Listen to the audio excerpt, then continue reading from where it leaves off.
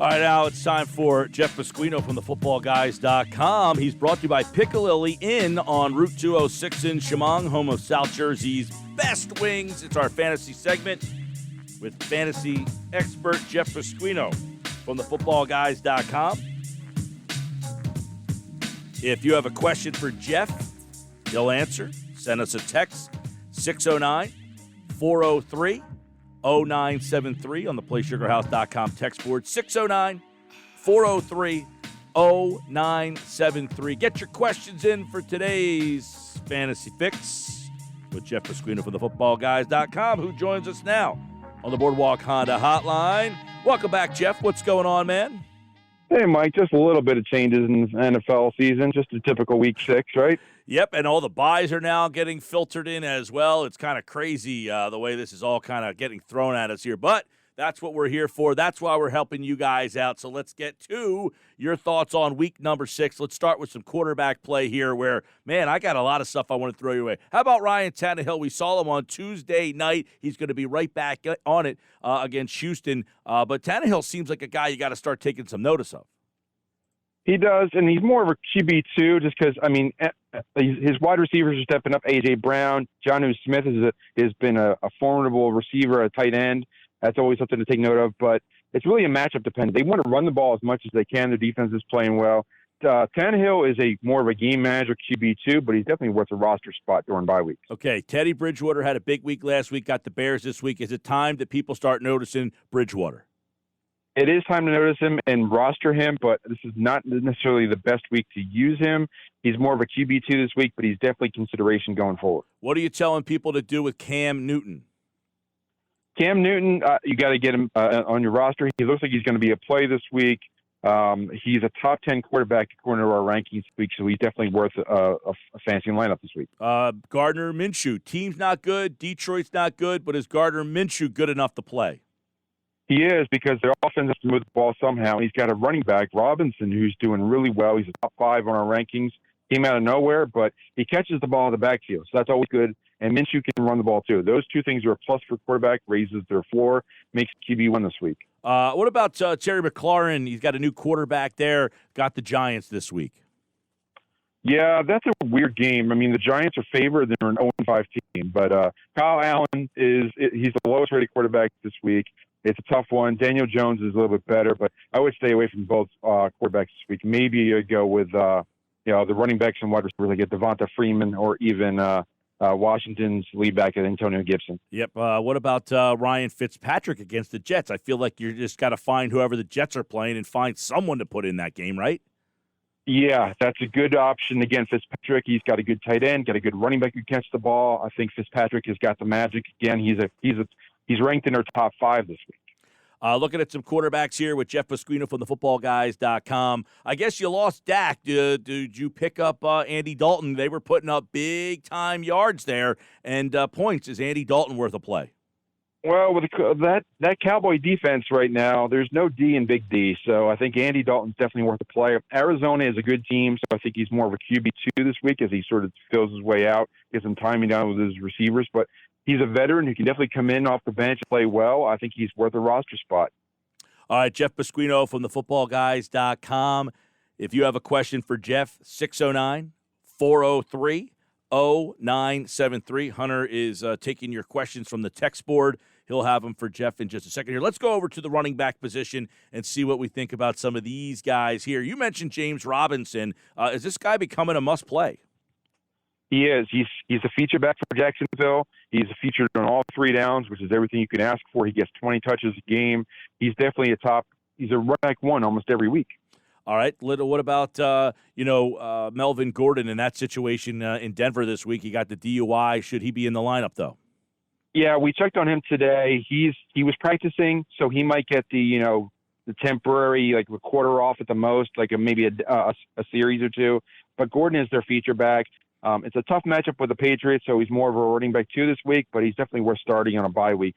Mark Ingram, the Eagles, their linebackers struggle, but typically they're doing pretty good against the run. What are you doing with the Baltimore running back? Baltimore's backs are kind of a mixed bag. I think you got Mark Ingram, you've got the running back, rookie running back Dobbins, you've got the quarterback, Lamar Jackson, who can run the ball.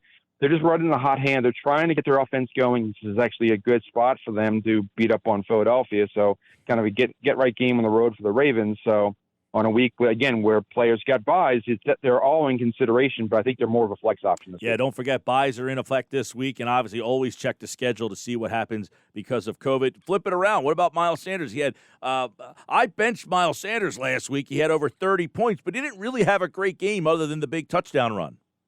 Well, I think you just answered your own question. He didn't have a good game, but he had a good fantasy game. That just shows he has involvement in that offense. So I think he's a must-start in a running back one in almost any matchup. Baltimore's a top defense this week, and we still have him listed as a running back one just because of his involvement. All right, a couple more running backs. We'll look at some wide receivers. What am I doing with the San Francisco guys?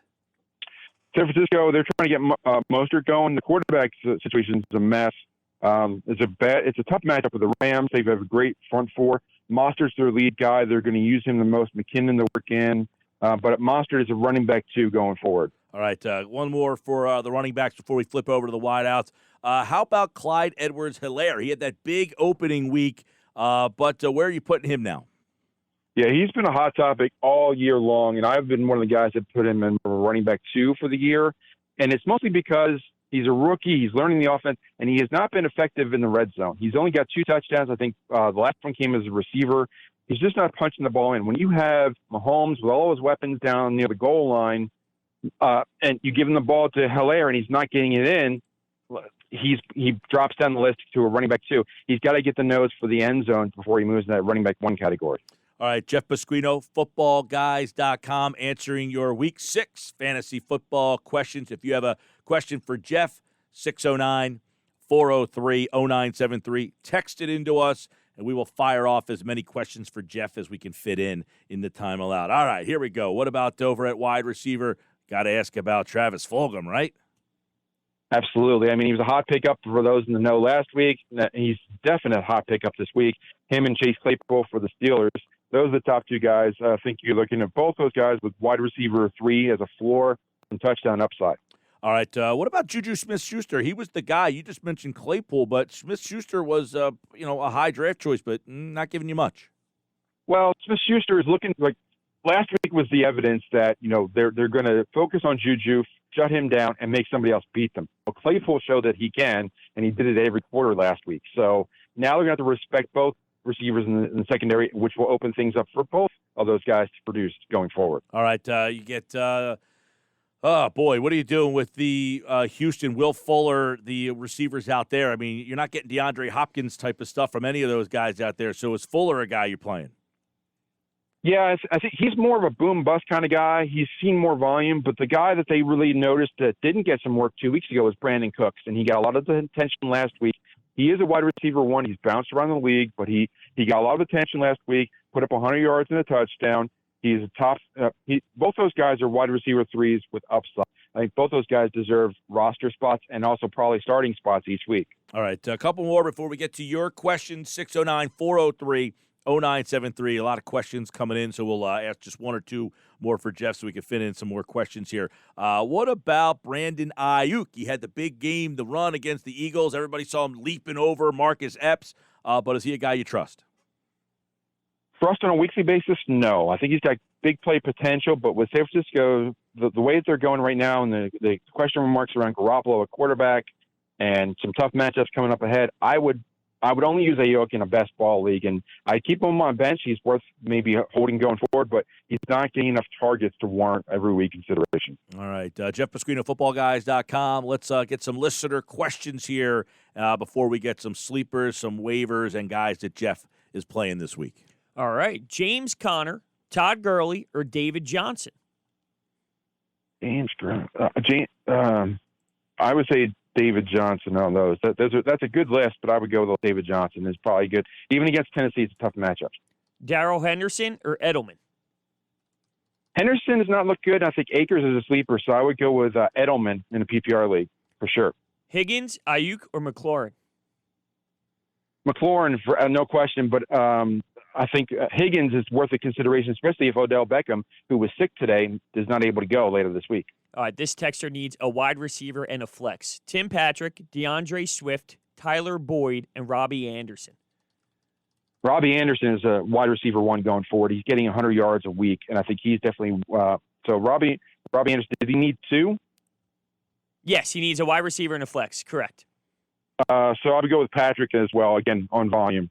All right, there you go. A couple questions from our listeners. We appreciate that. Always get them in. We'll try to fit in as many as we can. Before we run here, Jeff, let's get a couple of sleepers, waivers, guys that you like for week number 6.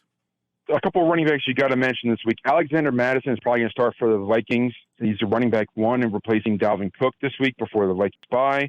Chase Edmonds is a great matchup against Dallas, and he's getting a lot of work splitting that backfield for Arizona. Philip Lindsay should get worked in with Melvin. We know Melvin Gordon got the DUI concern there.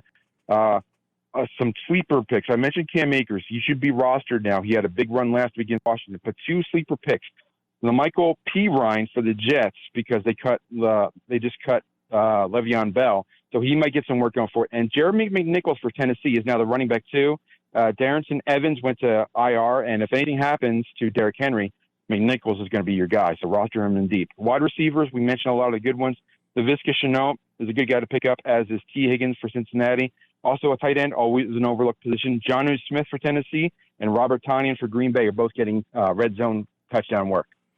All right, there you go. Week 6. Don't forget, you got buys this week. Get those guys out of your lineup and make sure you set them all up. He's Jeff Pasquino from thefootballguys.com as we get you ready for Week 6 in the fantasy football world. Jeff, good luck, pal. Good luck, everybody, and enjoy the games. All right, as always, he appeared via the Boardwalk Honda hotline in his appearance on the show. It is brought to you by the Pick-a-Lily Inn. Be sure to call the Pick for your game day favorites like their award-winning wings, ears, and tails. Check them out online at pickaalily.com. That's Jeff Pasquino from thefootballguys.com.